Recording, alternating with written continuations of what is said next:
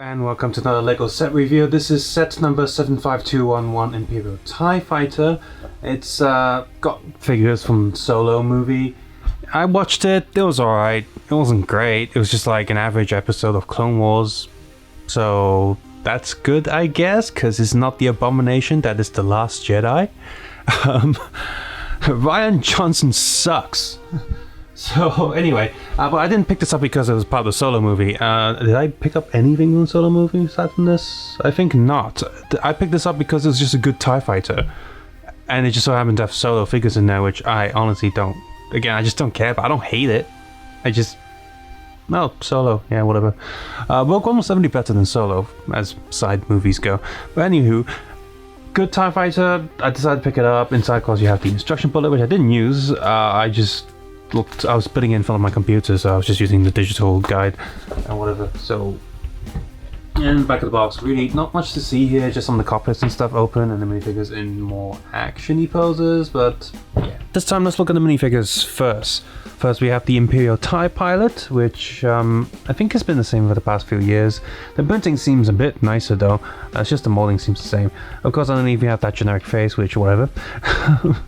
I could argue that it's probably better just to swap that out and put a black, like a pure black head with no printing and just stick that there, because then at least the neck will look more accurate, and the back too.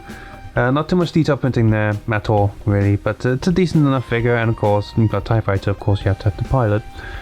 This is probably the best figure from this set, I suppose, just because it's a Stormtrooper variant. I mean, that's nice, you got the rifle there, lots of this grey print, and we just remove that cape up, like so. Just you can see there's quite detailed back print as well, a nice sort of greyish camouflage, and I just thought it looks kind of cool. Now this cape is printed, and there's a printing of a hood there, but unfortunately we don't have any hood to go over the Stormtrooper helmet, but that would have been perhaps a little bit too much for this figure. And of course he has that face again. Yep. So I like the camo print, and it looks alright, dirt up and all that. The arms are not printed though, which is a bit of a shame. I could have done with some printing on the side. And then we have our Solo figure, which honestly doesn't look anything like Han Solo. This could be anyone, to be honest. This could just be any other Imperial officer. That's absolutely fine. Good for army building and all that stuff.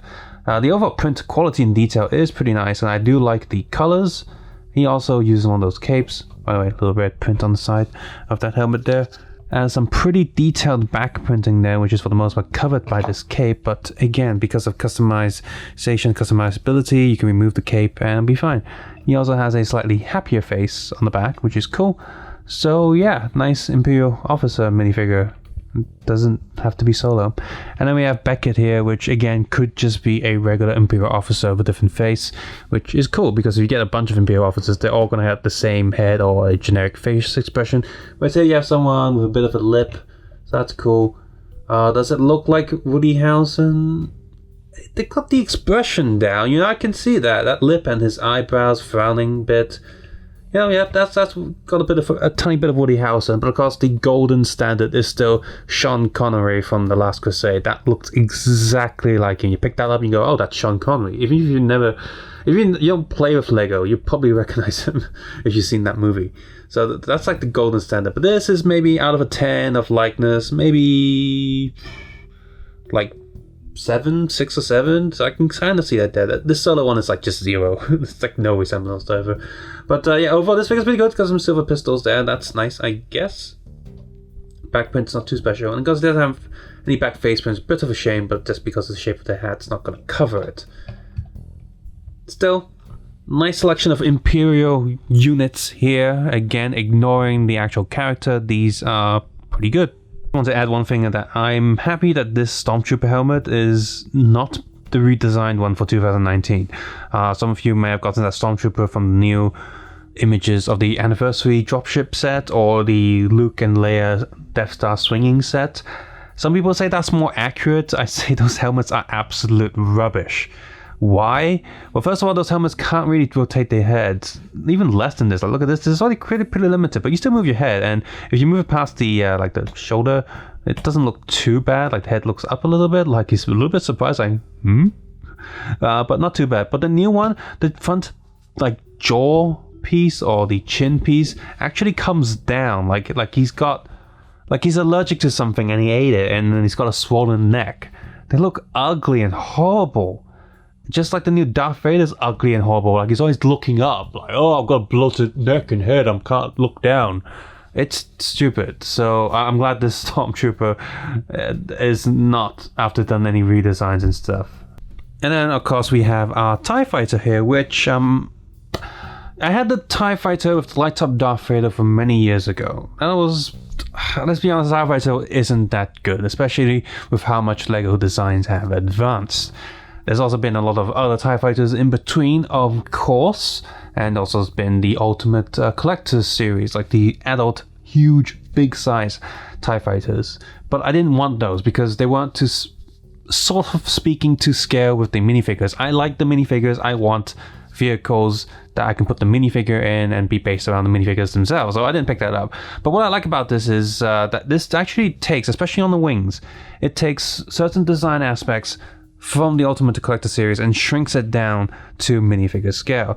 And I find this very similar to the AT-ST Walker from the Rogue One line. Now the legs on that, I remember saying it sucked, and I still think that, but that one still looks good, and that one also took some elements from the Ultimate Collector's series and shrunk it down for a more play size. So this one's done that. But I mean, like these wings, this one's come a bit, this edge here on the wings, these are pretty awesome. Now they might seem a bit flimsy at first, but they don't really come off, and you got extra bits of pieces just holding them in place. But I like the design of this wing a lot, in the overall piece, but mostly the sides.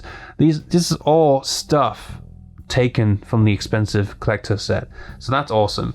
And minor complaints is that they didn't fill in these gaps here, just because it's a little bit older, but if you're just looking at it from the side, for the most part, you're not going to notice that. So these wings are really good. And of course, they're good for storage too, because they just got some clips there, which these wings do not fall off, like at all.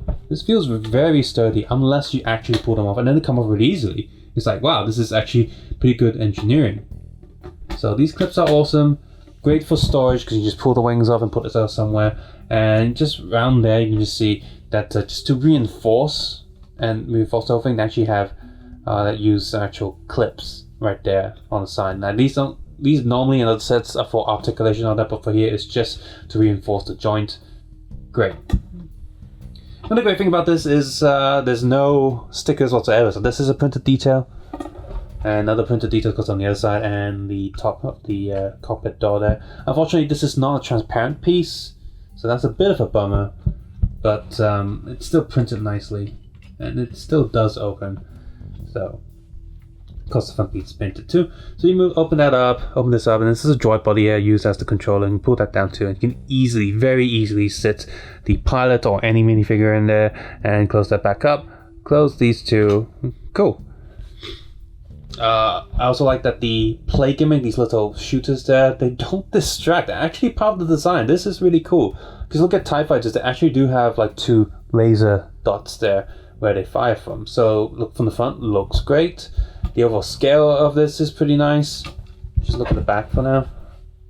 You see these, now this can be a little bit distracting, but not too much.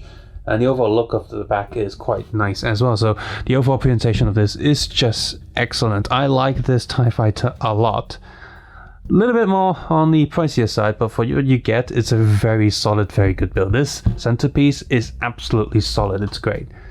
Of course, LEGO still has one side that's never too good, and that's the bottom, which is fine. I guess some customizers can get those reverse plates and just fill up these gaps if they really wanted to, but I'm not too bothered. From the front, from the top, from the side, from the back, this looks excellent. And finally, another main thing I like about this is the color. Now, Return of the Jedi had more of a blue tint to their TIE Fighters, like a deep blue, whereas this is a light blue. I'm fine with that. I like this gray a lot. I think this looks awesome. So yeah, and recently LEGO announced the some new TIE Fighters from the Resistance series. I'm not even going to waste time trying to watch that after I saw the trailer, but whatever.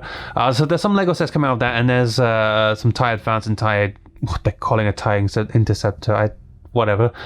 There's a red TIE Fighter, it looks like Darth Vader's TIE Fighter, just in red, with the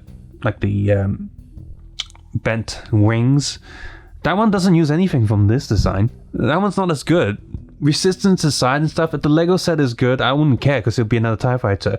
So if you like rare TIE Fighters, whatever, but my complaint with that new one is the wings do not look as good. Like, it doesn't have this nice thing to go around the edge. The actual pieces look like they've regressed from TIE Fighters from a few years ago. It looked like just a few plates stuck together. Maybe it's make it cheaper or whatever, but I just think when they've got this is pretty much like the perfect TIE Fighter for minifigure scale. When they've already done something like this, and then they regress in the next set, which is not exactly cheaper, I find problems with that. So I'm not interested in any of the Lego style sets for spring 2019. They're just not that good. So overall, I think this is a great TIE Fighter set, and I think it goes really great with the also recently released X-Wing fighter. These are just a nice pair. Absolutely brilliant. Both sets are great. If you're a Star Wars fan and Lego fan, you should definitely consider picking up this TIE Fighter or this X-Wing that I reviewed in a previous video. Again, this X-Wing also incorporates some of the Ultimate Collector Series stuff into the smaller minifigure design. Both of these are just great. And I suppose, you know, my nitpicks is that there's no cross sections on the inside, but whatever. I'm really happy with this TIE Fighter and X-Wing, and I probably won't be picking up another one of Lego X-Wing or TIE Fighters for at least another 10 years. So yeah. Some other ships I am interested in picking up if I can find a good B-Wing and an A-Wing and a Snowspeeder. Those are the next one I'm going to pick up. So I'll probably pick up the 20th anniversary Snowspeeder. That seems like a nice one to pick up just because it'll be easier to get, and the design is okay. Some people say that the previous Snowspeeder is slightly better, but I'm not too bothered about that. I think either one looks great. But not too sure about the Y-Wing. If you do like the Y-Wing, the recent one is quite good as well. But I'm just not a big fan of the Y-Wing itself, so I'll probably skip that. And if there is a new TIE, Darth Vader's TIE Advance or a proper TIE Interceptor that's, you know, got design elements of this, then I'll consider picking that up as well. So yes, I hope you enjoyed the video. I hope you found it useful. And as always, take care, have a nice day. I'll see you guys soon, and may the Force be with you.